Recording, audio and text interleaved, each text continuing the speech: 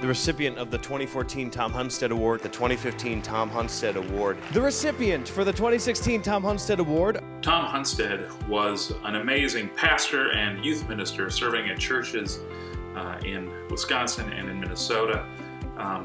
And when this thing called a network first started to come together, there were a lot of people involved, but it was really Tom's leadership.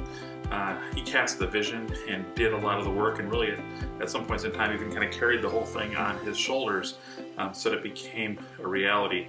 After Tom died of cancer, the network's board created the Tom Hunstead Award for Excellence in Children, Youth, and Family Ministry as a way of honoring someone for the ministry that they do and the way they contribute to the greater church.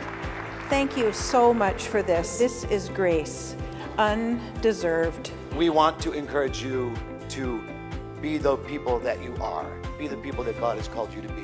It's not a contest, there aren't nominations, but rather it's an honor that the board bestows to someone to give thanks for excellence in ministry that touches and affects the lives of people in congregations and really on a broader scale through the whole network and the whole of the church.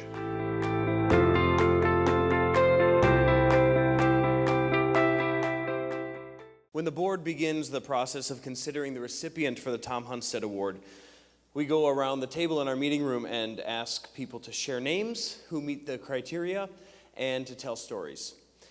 It seems like people on our board have a lot of stories to share about tonight's recipient, many of which I won't be sharing, but some of which I will.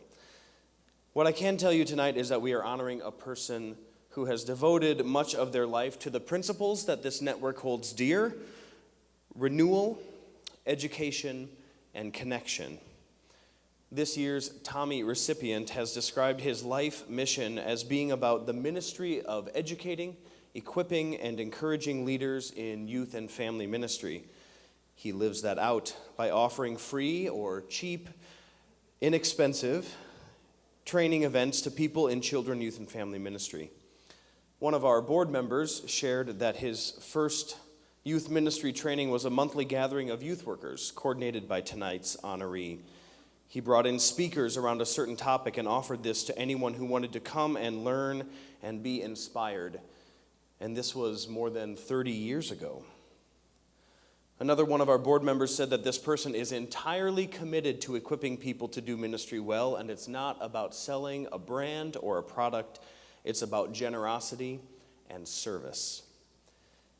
It's been more than 40 years since his first job in youth ministry. He's watched youth ministry change, culture change, family change, and the church change. But what hasn't changed is his passion about ministry to teenagers, their families, and the people who minister to those people. He's the author of several books and articles, but mostly, he says, he's a youth leader who loves being in a room full of people who are about the next generation.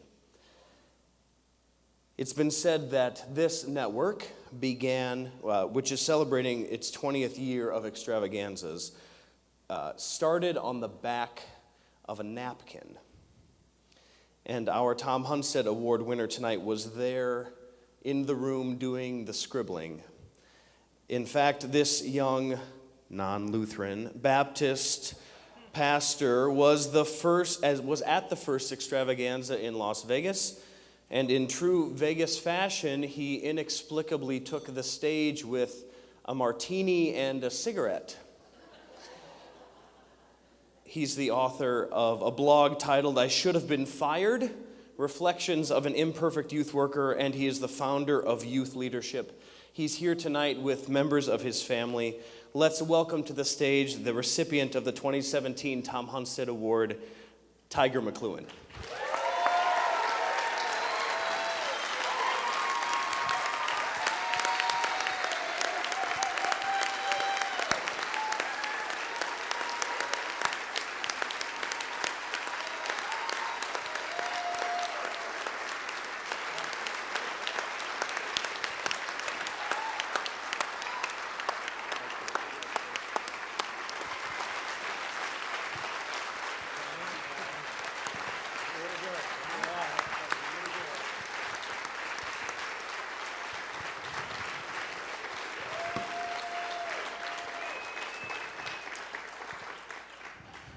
Thank you.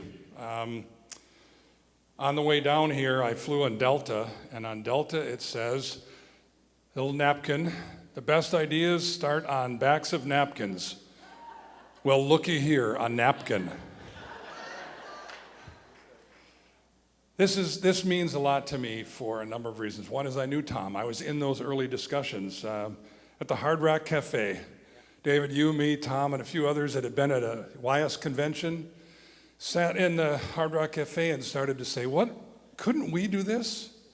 And it was a we that they really wanted to talk about. And I just flipped the napkin over and started to jot down names, ideas, thoughts, and was in on that initial meeting with Tom and listened to his passion about this. It means a lot because I was watching that leadership.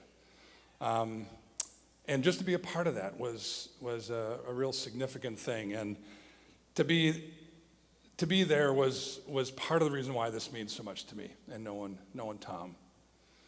The second is I'm only the second non-Lutheran to ever win this award. Thank you. I was the only non-Lutheran at that table, and I was only non-Lutheran in all those meetings, and that's been something. Some of you are surprised that I'm not a Lutheran, and that's good. As Todd Bugler often says, I'm the most Lutheran not Lutheran that he's ever met. And I'm glad that you'd be surprised, because one of my missions is to build bridges, not walls, and to come alongside of people who just care about the next generation no matter what.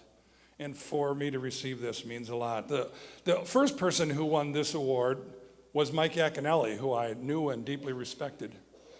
He won that award posthumously. And some of you who saw me a few years ago at this extravaganza might have thought that's the only way I'm going to win this award. But I've surprised you, and I'm still around. I travel across all kinds of denominations and groups. I travel among different groups of that, and I love that. But this group has been the group where I feel the most at home, to be honest with you. This group has been the places where I have the most relationships. When I walk through this room, I see people that I've come to know over the years, either as a person that's part of our program or a person that I've just gotten to know in a shared ministry and a commitment. And folks, this is a place where I feel most like family, and I want to thank you for that, because that's been an honor to be a part of this.